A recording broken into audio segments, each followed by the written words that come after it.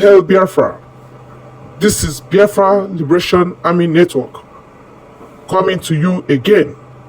Please do subscribe, like, share, and comment.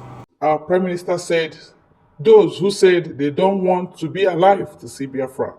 This is a man who was making decision for the living just few months ago. He died as a Nigerian, and the day they fix his burial will be seated at home in Old Anambra State.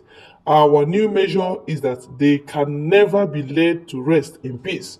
Any day, the state burial will be a seat at home, except he is buried in Abuja. Those of his cohorts still living will learn from this burial. Most newspapers say that Ezife died at 85, ex-Anambra Governor Chukwemeka Ezife. What I read now is coming from our Prime Minister. He's angry because an angry man, you can never get the best out of that particular man. Yeah, as Nambikano was agitating for Biafra. He is there today is because of Biafra, not because he's a criminal or because he doesn't know how to enjoy peace in his house, but he is there because of the Biafrans. In the sense that he wants freedom for Ndigbo and the Biafrans at large. But the likes of Ezife, they are the ones speaking from both sides of their mouth. Today they will tell you, oh, if they did not grant Obi to be president, now we will divide Nigeria. Tomorrow they will say, oh, let us be one. You will never know where he's standing. He is standing for Nigeria, but it is better we stand for our freedom. Now he has died a slave, a stooge to Fulani. Every day you are afraid of Fulani, you cannot say the truth. Every day you are dancing like pendulum. You are not neither here, you are neither here.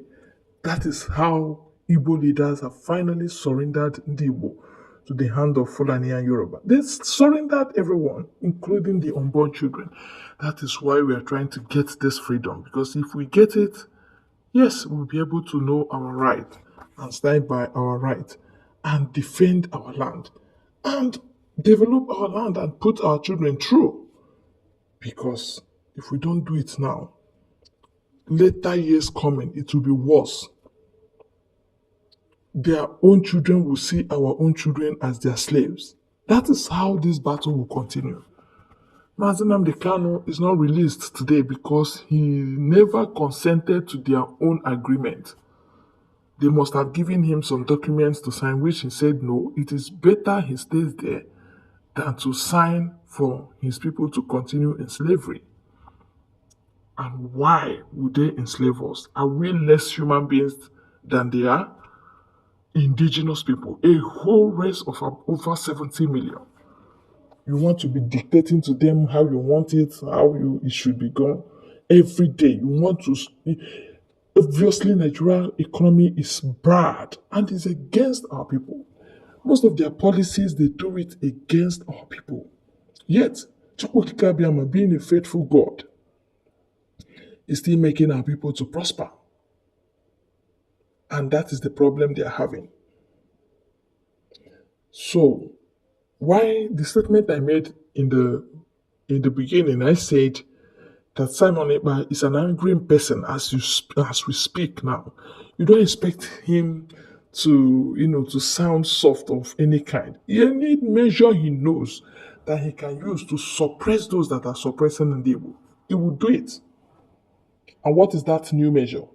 If you are a saboteur, if you're a politician and you're not supporting agitation on Biafra, they say if you die, sit at home will be there. People will not come for your burial. You can imagine that. No honor will be given to you from your own region. And is it Fulani that will give you honor? They will not.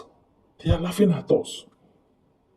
We are keeping ourselves stagnant. And it's not good for our race. Others living should learn from this. Yesterday, he was alive. Today, he's lying in state. Lying in mortuary. Can imagine.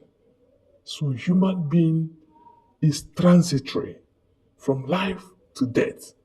Power is transitory. So, whichever one you are doing, know that God is everlasting.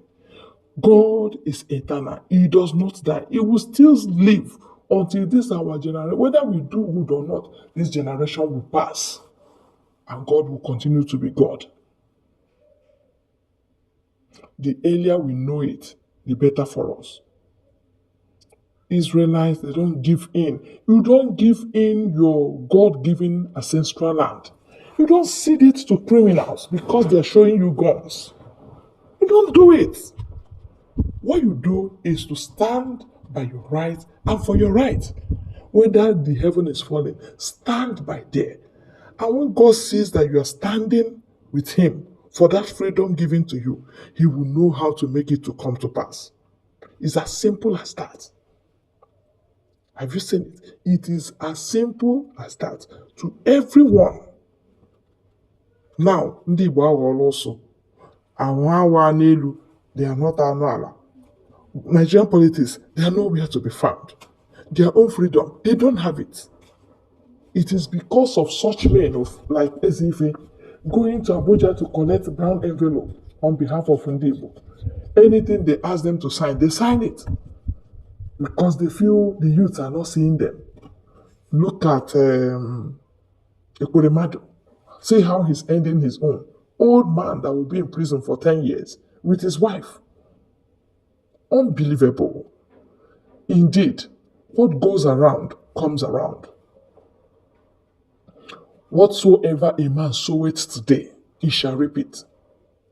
Whether good or bad, let us be learning from life lesson, because life itself is a lesson. This is school of thought. The earth where we find ourselves is school of thought. If you don't learn from another person's mistake, others will learn from your own mistake. People must learn. People that have wisdom, they learn from others. They don't allow that to happen to them. What am I saying in essence? Run away from Nigerian government. It's not for you. It's not for your children. It's not for your region. Fight for your freedom. That is your own right. If you are fighting for your freedom and you die fighting for your freedom, you will be honored before God and man. You will be honored because indeed you fought. You fought. Everybody should know that. Know that and know peace. We have been saying it. Sign in for Biafra agitation. Support what we are doing, and you will have peace. Thank you very much for your time on this very channel again. God bless you all.